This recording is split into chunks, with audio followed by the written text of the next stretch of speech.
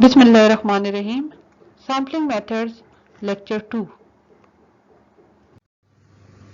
Sampling methods की basically 2 categories हैं, probability और रैंडम सैम्पलिंग।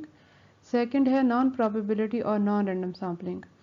प्रोबेबिलिटी और रैंडम सैम्पलिंग की फर्दर 4 कैटेगरीज हैं, simple random sampling, stratified random sampling, systematic random sampling and cluster random sampling. Simple random sampling के basically 2 methods हैं, lottery method and random number table methods. इंशाल्लाह one by one हम इनको discuss करते हैं। Mainly there are many kinds of sampling. First, simple random sampling. In this method, each and every unit in the population has an equal chance of being selected for a sample. इसमें population में जितने भी units होते हैं उनको selection का equal chance मिलता है।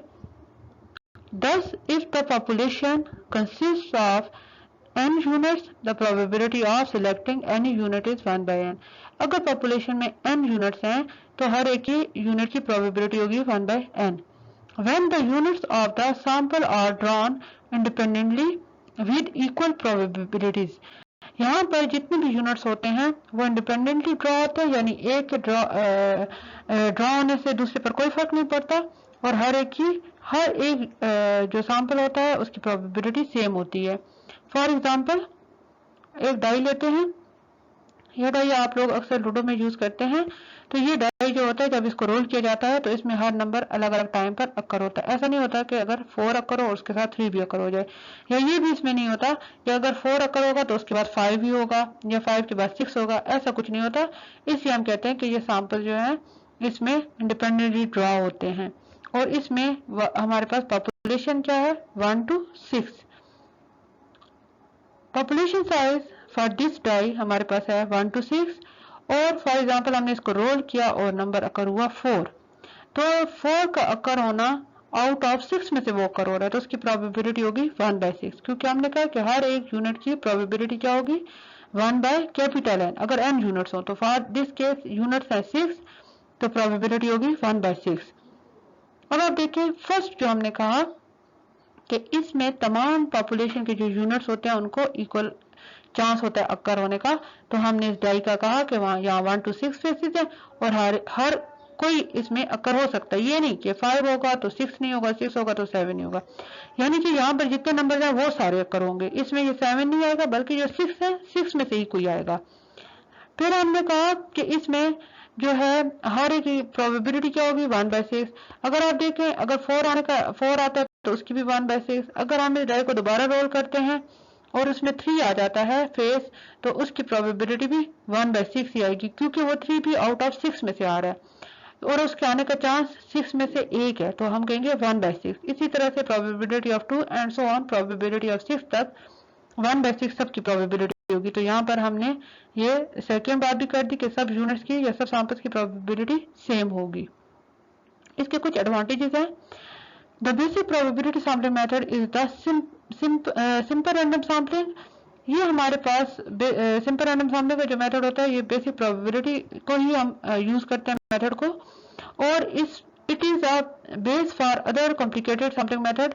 ये अदर सैम्पलिंग मेथड को बेस प्रोवाइड करता है जो कि डिफरेंट कॉम्प्लिकेटेड मेथड होते हैं उनके लिए बेस प्रोवाइड करता है। It is the best one of the homogeneous population, और ये मसावी पॉपुलेशन के लिए भी बेस्ट मेथड है। इंशाल्लाह आपको क्लियर हुआ होगा। A theoretical definition of simple random sampling is as follows. Suppose we draw a sample of size small n from a population of size capital N. हम एक पॉपुलेशन लेते हैं जिसका साइज है कैपिटल एन और उससे हमने जो सैंपल ड्रा किया उसका साइज है small N. There are 1 divided by n power n is probability of sampling with replacement। इसमें हमारे पास जो probability of sampling with replacement आएगी वो होगी 1 divided by n power small n। इसी तरह there are 1 divided by n cn sampling probability of sampling without replacement, और इसी तरह से हम जब sampling without replacement की probability लेंगे तो वो हमारे पास आ जाएगा 1 divided by n cn। तो यहाँ पर इससे हमें पता चलता है कि हमारे पास जो विद या विदाउट रिप्लेसमेंट से जो हम सैंपल्स सिलेक्ट करते हैं उसमें हमारे पास प्रोबेबिलिटी क्या आती है, इसको एक एग्जांपल से समझते हैं। फॉर एग्जांपल पॉपुलेशन साइज है हमारे पास 6, सैम्पल साइज है small n is equal to 2। अब इसमें हम देखते हैं कि हमारे पास sampling probability of sampling with replacement क्या आएगा, तो हम लिखेंगे 1 divide by n power n is equal to 1 divide by 6, तो उसकी पावर क्या आ जाएगी 2, क्योंकि सैम्पल साइज हमारे पास 2 है, तो ये आ गया 1 डिवाइड बाय 36। इसी तरह से probability of sampling without replacement, तो वो आ जाएगा 1 divide by n cn is equal to 1 divide by 6c2। तो ये कॉम्बिनेशन का फार्मूला होता है, उससे भी आप सॉल्व कर सकते हैं। इसके अलावा कैलकुलेटर में डायरेक्ट वैल्यू पुट करके भी आप सॉल्व कर सकते हैं, तो हमारे पास आ जाएगा 1 डिवाइड बाय 15। तो इनकी प्रोबेबिलिटी में भी वाज़िया फ़र्क होगा। तो इंशाल्लाह आपको क्लियर हुआ होगा। सिंपल रैंडम सैम्पलिंग के लिए 2 मेथड्स हैं। फर्स्ट है lottery method. This is most popular and simplest method. In this method, all the items of the universe are numbered on separate slips of paper of same size, shape and color. They are folded and mixed up in a drum or a box or a container. A blindfold selection is made.